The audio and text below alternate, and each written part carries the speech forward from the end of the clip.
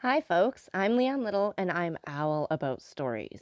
I read them, write them, watch them, anything with a story. I absolutely love it. I especially love sharing them with other people, and what better way is there to start than with the classics? They're classics for a reason, right? They're amazing stories and absolutely timeless. Don't forget to hit up all those fancy buttons like, subscribe, follow, share, whatever you need to do. But most importantly, don't be afraid to reach out. I'd love to connect with you, so feel free to leave comments as you'd like, or you can even follow me over on my Buy Me a Coffee page, leannelittle.com, to message directly. So let's continue on with The Count of Monte Cristo by Alexandre Dumas. Chapter 36. The Carnival at Rome.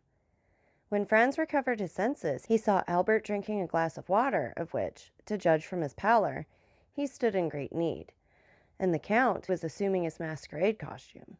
He glanced mechanically towards the piazza. The scene was wholly changed. The scaffold, executioners, victims, all had disappeared. Only the people remained, full of noise and excitement. The bell of Monte Sitorio, which only sounds on the Pope's decease and the opening of the carnival, was ringing in a joyous peal. "Well," asked he of the Count, "what has then happened?" "Nothing," replied the Count. "Only, as you see, the carnival has commenced. Make haste and dress yourself." "In fact," said Franz, "this horrible scene has passed away like a dream." "It is but a dream, a nightmare, that has disturbed you." "Yes, that I have suffered, but the culprit—" "That is a dream also, only he has remained asleep while you have awakened, and who knows which of you is the most fortunate?" "But Peppino, what has become of him?" "Peppino is a lad of sense who, unlike most men, who are happy in proportion as they are noticed, was delighted to see that the general attention was directed towards his companion. He profited by this distraction to slip away among the crowd, without even thanking the worthy priests who accompanied him. Decidedly, man is an ungrateful and egotistical animal. But dress yourself. See, Monsieur de Morcerf sets you the example." Albert was drawing on the satin pantaloon over his black trousers and varnished boots. "Well, Albert," said Franz, "do you feel much inclined to join the revels? Come, answer frankly." "Ma foi, no," returned Albert. "But I am really glad to have seen such a sight, and I understand what the Count said, that when you have once habituated yourself to a similar spectacle, it is the only one that causes you any emotion." "Without reflecting that this is the only moment in which you can study character," said the Count. "On the steps of the scaffold, death tears off the mask that has been worn through life, and the real visage is disclosed. It must be allowed that Andrea was not very handsome. The hideous scoundrel! Come, dress yourselves, gentlemen, dress yourselves." Franz felt it would be ridiculous not to follow his two companions' example. He assumed his costume and fastened on the mask that scarcely equaled the pallor of his own face. Their toilet finished, they descended.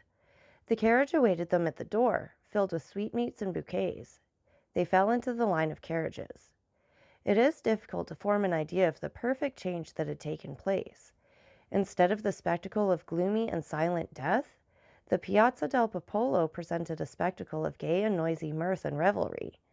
A crowd of masks flowed in from all sides, emerging from the doors, descending from the windows. From every street and every corner drove carriages filled with clowns, harlequins, dominoes, mummers, pantomimes, Transteverins, knights, and peasants, screaming, fighting, gesticulating, throwing eggs filled with flour, confetti, nosegays, attacking with their sarcasms and their missiles friends and foes, companions and strangers, indiscriminately, and no one took offense or did anything but laugh. Franz and Albert were like men who, to drive away a violent sorrow, have recourse to wine, and who, as they drink and become intoxicated, feel a thick veil drawn between the past and the present. They saw, or rather continued to see, the image of what they had witnessed. But, little by little, the general vertigo seized them, and they felt themselves obliged to take part in the noise and confusion. A handful of confetti that came from a neighboring carriage, and which, while it covered Morcerf and his two companions with dust, pricked his neck and that portion of his face uncovered by his mask like 100 pins, incited him to join in the general combat, in which all the masks around him were engaged. He rose in his turn, and seizing handfuls of confetti and sweetmeats, with which the carriage was filled, cast them with all the force and skill he was master of. The strife had fairly begun, and the recollection of what they had seen half an hour before was gradually effaced from the young man's minds. So much were they occupied by the gay and glittering procession they now beheld. As for the Count of Monte Cristo, he had never for an instant shown any appearance of having been moved. Imagine the large and splendid Corso, bordered from one end to the other with lofty palaces, with their balconies hung with carpets and their windows with flags. At these balconies are 300,000 spectators, Romans, Italians, strangers from all parts of the world, the united aristocracy of birth, wealth, and genius. Lovely women, yielding to the influence of the scene, bend over their balconies or lean from their windows and shower down confetti, which are returned by bouquets. The air seemed darkened with the falling confetti and flying flowers. In the streets, the lively crowd is dressed in the most fantastic costumes. Gigantic cabbages walk gravely about. Buffaloes' heads bellow from men's shoulders. Dogs walk on their hind legs. In the midst of all this, a mask is lifted and, as in Cowlit's Temptation of St. Anthony, a lovely face is exhibited, which we would fain follow, but from which we are separated by troops of fiends. This will give a faint idea of the carnival at Rome. At the second turn, the Count stopped the carriage and requested permission to withdraw, leaving the vehicle at their disposal. Franz looked up. They were opposite the Rospoli Palace. At the center window, the one hung with white damask with a red cross, was a blue domino, beneath which Franz's imagination easily pictured the beautiful Greek of the Argentina. "Gentlemen," said the Count, springing out, "when you are tired of being actors and wish to become spectators of this scene, you know you have places at my windows. In the meantime, dispose of my coachman, my carriage, and my servants."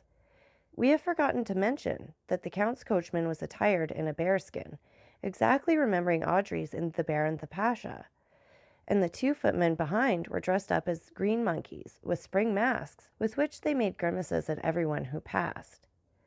Franz thanked the Count for his attention. As for Albert, he was busily occupied throwing bouquets at a carriage full of Roman peasants that was passing near him. Unfortunately for him, the line of carriages moved on again, and while he descended the Piazza del Popolo, the other ascended towards the Palazzo di Venezia. "Ah, my dear fellow," he said to Franz, "did you not see?" "What?"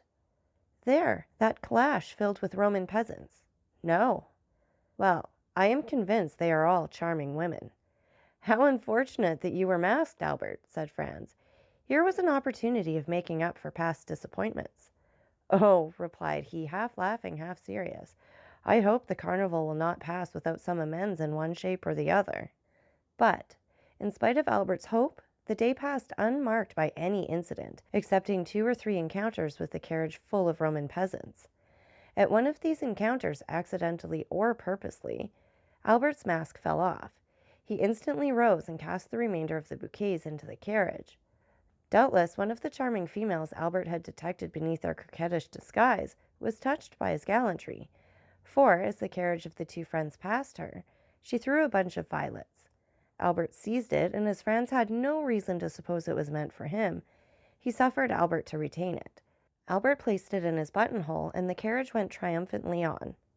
"Well," said Franz to him, "there is the beginning of an adventure. Laugh if you please. I really think so I will not abandon this bouquet." "Pardieu," returned Franz, laughing, "in token of your ingratitude." The jest, however, soon appeared to become earnest, for when Albert and Franz again encountered the carriage with the contadini, the one who had thrown the violets to Albert clapped her hands when she beheld them in his buttonhole. "Bravo, bravo," said Franz. "Things go wonderfully. Shall I leave you? Perhaps you would prefer being alone." "No," replied he. "I will not be caught like a fool at the first disclosure by a rendezvous under the clock, as they say at the opera balls. If the fair peasant wishes to carry matters any further, we shall find her, or rather, she will find us tomorrow. Then she will give me some sign or another, and I shall know what I have to do." "On my word," said Franz, "you are as wise as Nestor and prudent as Ulysses, and your fair Circe must be very skillful or very powerful if she succeed in changing you into a beast of any kind." Albert was right. The fair unknown had resolved, doubtless, to carry the intrigue no farther, for although the young men made several more turns, They did not again see the calash, which had turned up one of the neighboring streets. Then they returned to the Rospoli Palace, but the Count and the blue domino had also disappeared. The two windows, hung with yellow damask, were still occupied by the persons whom the Count had invited. At this moment, the same bell that had proclaimed the beginning of the Mascherata sounded the retreat. The file on the Corso broke the line, and in a second all the carriages had disappeared. Franz and Albert were opposite the Via del Murat. The coachman, without saying a word, drove up it, passed along the Piazza del Spagna and the Rospoli Palace, and stopped at the door of the hotel. Signor Pastrini came to the door to receive his guests. Franz hastened to inquire after the Count and to express regret that he had not returned in sufficient time, but Pastrini reassured him by saying that the Count of Monte Cristo had ordered a second carriage for himself, and that it had gone at 4 o'clock to fetch him from the Rospoli Palace. The Count had, moreover, charged him to offer the two friends the key of his box at the Argentina. Franz questioned Albert as to his intentions, but Albert had great projects to put into execution before going to the theatre, and instead of making any answer, he inquired if Signor Pastrini would procure him a tailor. "A tailor?" said the host. "And for what?" "To make us between now and tomorrow 2 Roman peasant costumes," returned Albert. The host shook his head. "To make you 2 costumes between now and tomorrow? I ask your Excellency's pardon, but this is quite a French demand. For the next week you will not find a single tailor who would consent to sew 6 buttons on a waistcoat if you paid him a crown apiece for each button." "Then I must give up the idea?" "No, we have them ready-made. Leave all to me, and tomorrow, when you awake, you shall find a collection of costumes with which you will be satisfied." "My dear Albert," said Franz, "leave all to our host. He has already proved himself full of resources. Let us dine quietly, and afterwards go and see l'Italien à Alger." "Agreed," returned Albert. "But remember, Signor Pastrini, that both my friend and myself attach the greatest importance to having tomorrow the costumes we have asked for." The host again assured them that they might rely on him, and that their wishes should be attended to, upon which Franz and Albert mounted to their apartments and proceeded to disencumber themselves of their costumes. Albert, as he took off his dress, carefully preserved the bunch of violets. It was his token reserved for the morrow. The two friends sat down to table, but they could not refrain from remarking on the difference between the Count of Monte Cristo's table and that of Signor Pastrini. Truth compelled Franz, in spite of the dislike he seemed to have taken to the Count, to confess that the advantage was not on Pastrini's side. During dessert, the servant inquired at what time they wished for the carriage. Albert and Franz looked at each other, fearing really to abuse the Count's kindness. The servant understood them. His Excellency the Count of Monte Cristo had, he said, given positive orders that the carriage was to remain at their lordships' orders all day, and they could therefore dispose of it without fear of indiscretion.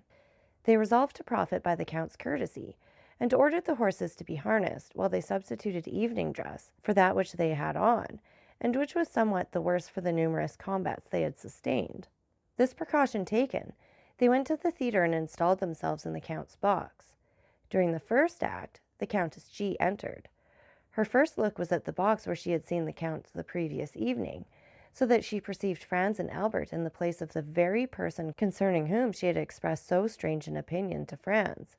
Her opera glass was so fixedly directed towards them that Franz saw it would be cruel not to satisfy her curiosity, and, availing himself of one of the privileges of the spectators of the Italian theatres, who use their boxes to hold receptions, the two friends went to pay their respects to the Countess. Scarcely had they entered when she motioned to Franz to assume the seat of honor. Albert, in his turn, sat behind. "Well," said she, hardly giving Franz time to sit down, "it seems you have nothing better to do than make the acquaintance of this new Lord Ruthven, and you are already the best friends in the world." "Without being so far advanced as that, my dear Countess," returned Franz, "I cannot deny that we have abused his good nature all day." "All day?" "Yes. This morning we breakfasted with him, we rode in his carriage all day, and now we have taken possession of his box." "You know him, then?" "Yes, and no." "How so?" "It is a long story." "Tell it to me." "It would frighten you too much." "So much the more reason." "At least wait until the story has a conclusion." "Very well. I prefer complete histories. But tell me how you made his acquaintance. Did anyone introduce you to him? No, it was he who introduced himself to us. When? Last night after we left you. Through what medium? The very prosaic one of our landlord.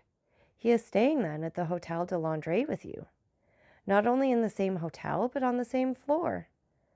What is his name? For of course you know. The Count of Monte Cristo. That is not a family name? No, it is the name of the island he has purchased. And he is a count? A Tuscan count. Well, we must put up with that, said the Countess, who was herself from one of the oldest Venetian families. What sort of man is he? Ask the Vicomte de Morcerf. You hear, Monsieur de Morcerf, I am referred to you, said the Countess. We should be very hard to please, madam, returned Albert, did we not think him delightful.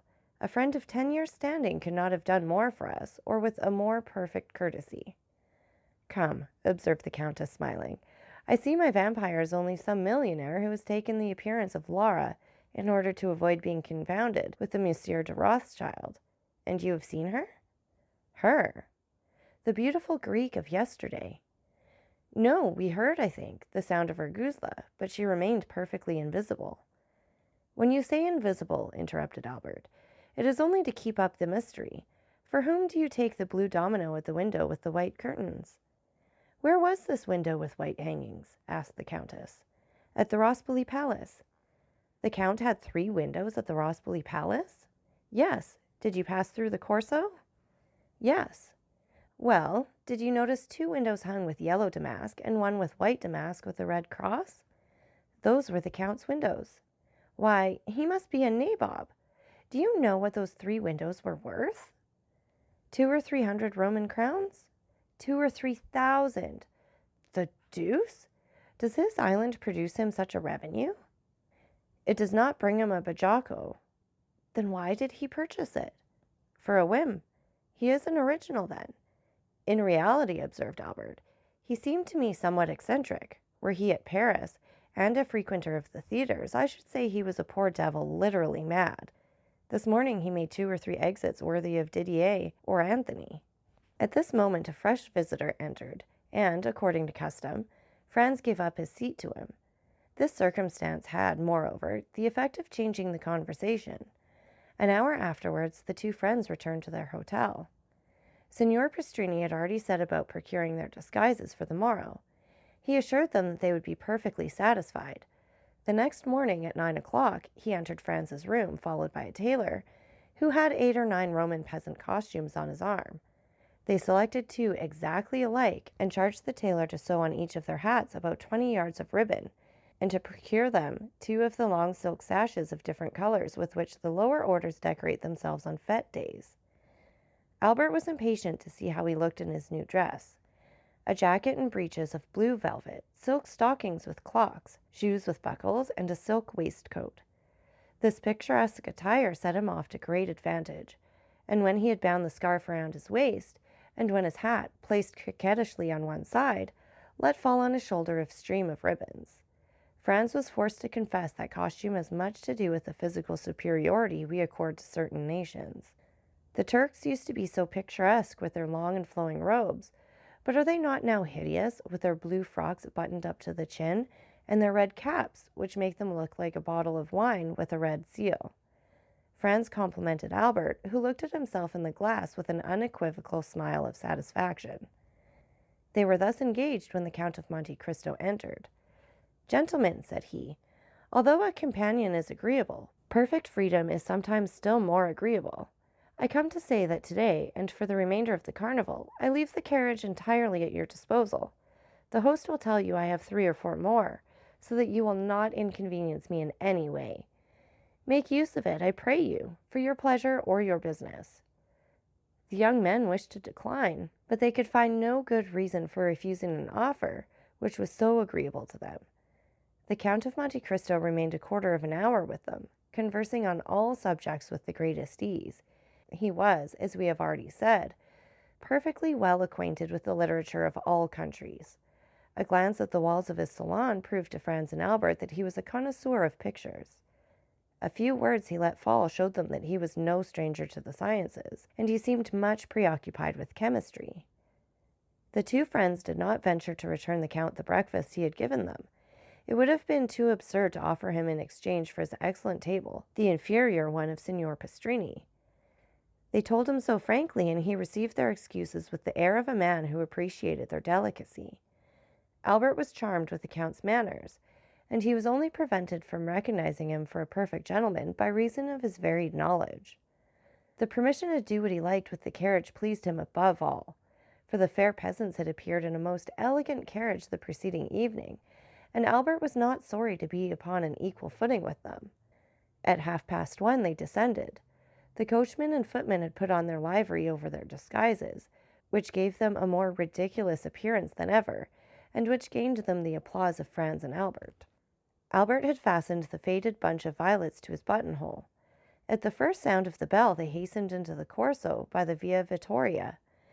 At the second turn, a bunch of fresh violets, thrown from a carriage filled with harlequins, indicated to Albert that, like himself and his friend, the peasants had changed their costume also, and whether it was the result of chance or whether a similar feeling had possessed them both, while he had donned their costume, they had assumed his.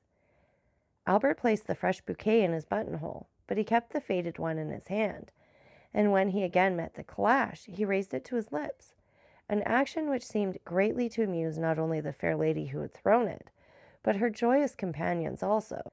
The day was as gay as the preceding one, perhaps even more animated and noisy. The Count appeared for an instant at his window, but when they again passed, he had disappeared. It was almost needless to say that the flirtation between Albert and the fair peasant continued all day. In the evening, on his return, Franz found a letter from the embassy, informing him that he would have the honor of being received by His Holiness the next day. At each previous visit he had made to Rome, he had solicited and obtained the same favor, and incited as much by a religious feeling as by gratitude. He was unwilling to quit the capital of the Christian world without laying his respectful homage at the feet of one of St. Peter's successors, who has set the rare example of all the virtues. He did not then think of the carnival, for in spite of his condescension and touching kindness, one cannot incline oneself without awe before the venerable and noble old man called Gregory. On his return from the Vatican, Franz carefully avoided the Corso.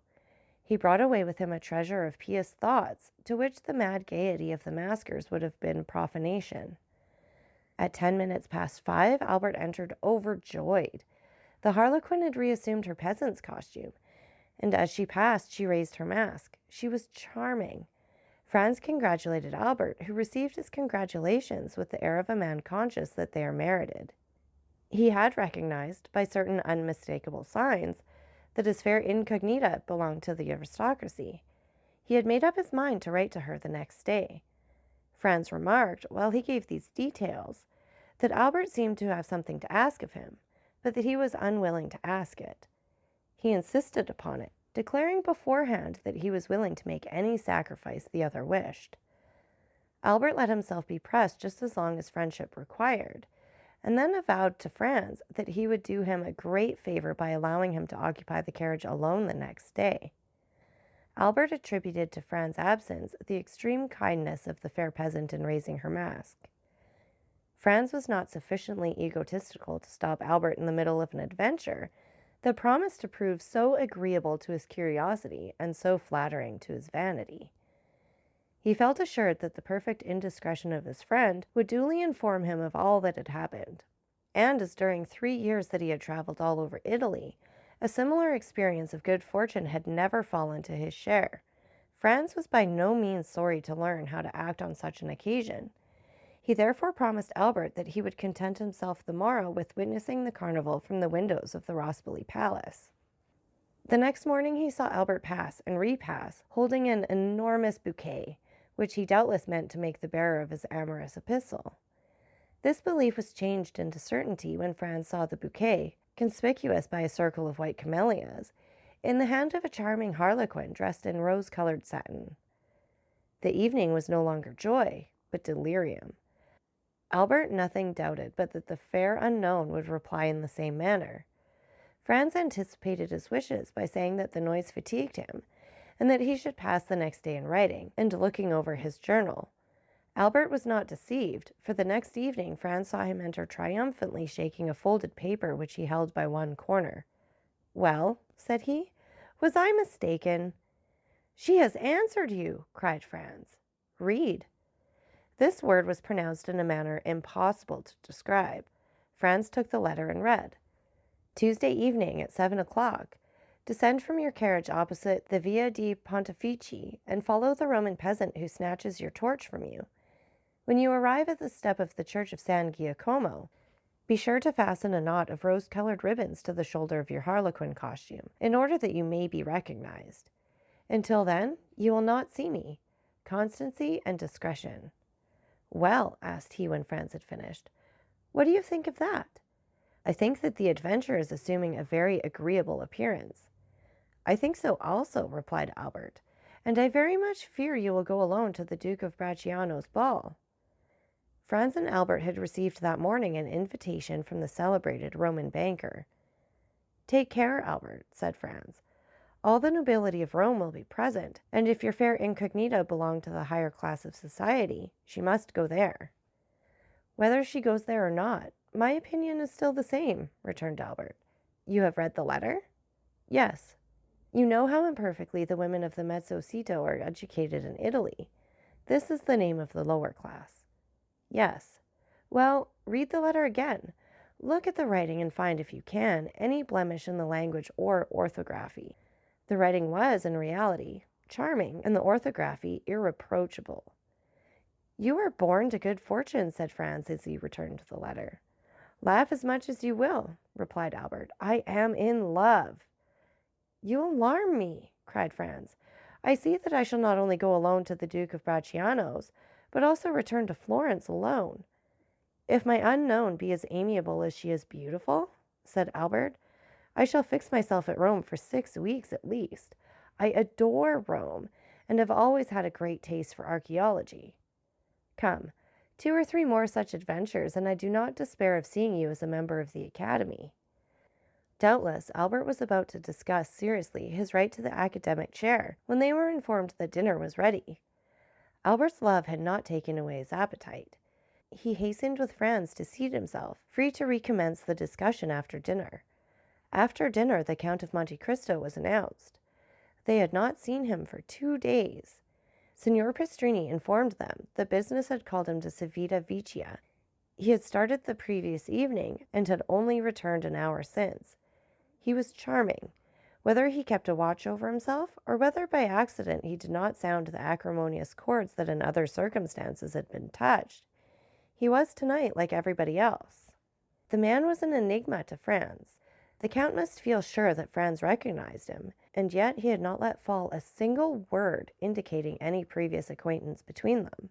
On his side, however great Franz's desire was to allude to their former interview, the fear of being disagreeable to the man who had loaded him and his friend with kindness prevented him from mentioning it. The Count had learned that the 2 friends had sent to secure a box at the Argentina Theatre, and were told they were all let. In consequence, he brought them the key of his own. At least such was the apparent move of his visit. Franz and Albert made some difficulty, alleging their fear of depriving him of it. But the Count replied that, as he was going to the Palais Theatre, the box at the Argentina Theatre would be lost if they did not profit by it. This assurance determined the 2 friends to accept it. Franz had, by degrees, become accustomed to the Count's pallor, which had so forcibly struck him at their first meeting. He could not refrain from admiring the severe beauty of his features, the only defect, or rather the principal quality of which was the pallor. Truly a Byronic hero! Franz could not, we will not say see him, but even think of him without imagining his stern head upon Manfred's shoulders, or beneath Lara's helmet. His forehead was marked with the line that indicates the constant presence of bitter thoughts.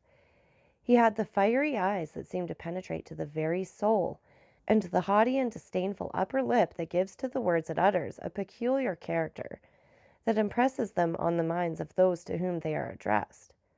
The Count was no longer young. He was at least 40, and yet it was easy to understand that he was formed to rule the young men with whom he associated at present. And to complete his resemblance with the fantastic heroes of the English poet, the Count seemed to have the power of fascination. Albert was constantly expatiating on their good fortune in meeting such a man. Franz was less enthusiastic, but the Count exercised over him also the ascendancy a strong mind always acquires over a mind less domineering.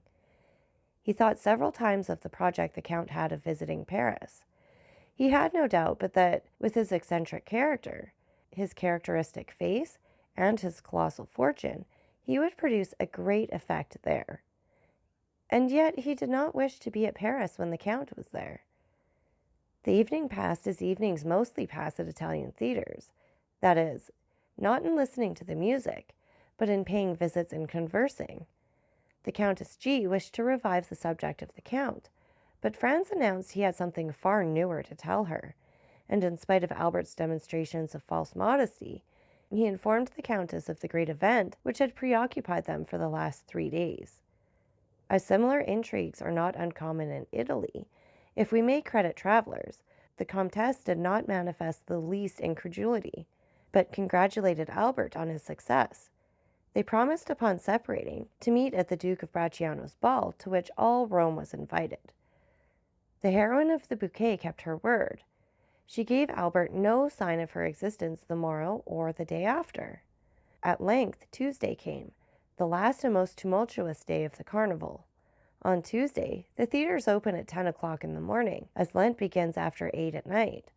On Tuesday, all those who through want of money, time, or enthusiasm have not been able to see the carnival before, mingle in the gaiety and contribute to the noise and excitement.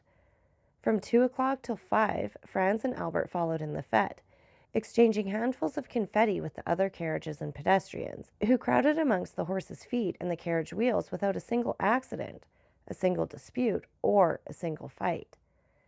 The fêtes are veritable pleasure days to the Italians. The author of this history, who has resided 5 or 6 years in Italy, does not recollect to have ever seen a ceremony interrupted by one of those events so common in other countries. Albert was triumphant in his harlequin costume. A knot of rose-colored ribbons fell from his shoulder almost to the ground. In order that there might be no confusion, Franz wore his peasant's costume. As the day advanced, the tumult became greater. There was not on the pavement, in the carriages, at the windows, a single tongue that was silent, a single arm that did not move. It was a human storm, made up of a thunder of cries and a hail of sweetmeats, flowers, eggs, oranges, and nosegays. At 3 o'clock, the sound of the fireworks, let off on the Piazza del Popolo and the Piazza di Venezia, heard with difficulty amid the din and confusion, announced that the races were about to begin. The races, like the Mocoli, are one of the episodes peculiar to the last days of the carnival. At the sound of the fireworks, the carriages instantly broke ranks and retired by the adjacent streets. All these evolutions are executed with an inconceivable address and marvelous rapidity, without the police interfering in the matter. The pedestrians ranged themselves against the walls. Then the trampling of horses and the clashing of steel were heard. A detachment of carbineers, 15 abreast, galloped up the Corso in order to clear it for the Barbary. When the detachment arrived at the Piazza di Venezia, a second volley of fireworks was discharged to announce that the street was clear. Almost instantly, in the midst of a tremendous and general outcry, 7 or 8 horses, excited by the shouts of 300,000 spectators, passed by like lightning. Then the castle of St. Angelo fired 3 cannon to indicate that number 3 had won. Immediately, without any other signal, the carriages moved on, flowing on towards the Corso, down all the streets like torrents pent up for a while, which again flow into the parent river, and the immense stream again continued its course between its 2 granite banks. A new source of noise and movement was added to the crowd. The sellers of mocoletti entered on the scene. The mocoli, or mocoletti, are candles which vary in size from the paschal taper to the rushlight, and which give to each actor in the great final scene of the carnival 2 very serious problems to grapple with. First, how to keep his own mocoletto alight, and secondly, how to extinguish the mocoletti of others. The mocoletto is like life. Man has found but one means of transmitting it, and that one comes from God. but he has discovered 1,000 means of taking it away, and the devil has somewhat aided him. The mocoletto is kindled by approaching it to a light. But who can describe the 1,000 means of extinguishing the mocoletto? The gigantic bellows, the monstrous extinguishers, the superhuman fans. Everyone hastened to purchase mocoletti, Franz and Albert among the rest. The night was rapidly approaching, and already, at the cry of "Mocoletti!" repeated by the shrill voices of 1,000 vendors, 2 or 3 stars began to burn among the crowd. It was a signal. At the end of 10 minutes, 50,000 lights glittered, descending from the Palazzo di Venezia to the Piazza del Popolo, and mounting from the Piazza del Popolo to the Piazza di Venezia. It seemed like the fete of jack-o'-lanterns. It is impossible to form any idea of it without having seen it. Suppose that all the stars had descended from the sky and mingled in a wild dance on the face of the earth, the whole accompanied by cries that were never heard in any other part of the world. The facchino follows the prince, the Transteverin the citizen, everyone bellowing, extinguishing, relighting. Had old Olus appeared at this moment, he would have been proclaimed king of the Mocoli, and Achillo the heir presumptive to the throne. This battle of folly and flame continued for 2 hours. The Corso was light as day. The features of the spectators on the 3rd and 4th stories were visible. At 5 minutes, Albert took out his watch. At length, it pointed to 7. The 2 friends were in the Via di Pontefici. Albert sprang out, bearing his mocoletto in his hand. 2 or 3 masks strove to knock his mocoletto out of his hand, but Albert, a first-rate pugilist, sent them rolling in the street, one after another, and continued his course towards the church of San Giacomo. The steps were crowded with masks who strove to snatch each other's torches. Franz followed Albert with his eyes and saw him mount the first step. Instantly a mask, wearing the well-known costume of a peasant woman, snatched his mocoletto from him without his offering any resistance. Franz was too far off to hear what they said, but without a doubt nothing hostile passed, for he saw Albert disappear arm in arm with the peasant girl. He watched them pass through the crowd for some time, but at length he lost sight of them in the Via Macello. Suddenly the bell that gives the signal for the end of the carnival sounded, and at the same instant all the mocoletti were extinguished as if by enchantment. It seemed as though one immense blast of the wind had extinguished everyone. Franz found himself in utter darkness. No sound was audible save that of the carriages that were carrying the maskers home. Nothing was visible save a few lights that burnt behind the windows. The carnival was over. So that's it for this chapter. And again, take a minute to like, subscribe, and share. And don't forget that I love hearing from all of you. So please leave any comments you'd like, or you can follow me over on my Buy Me a Coffee page, leannelittle.com. That's LIANELITTLE.com.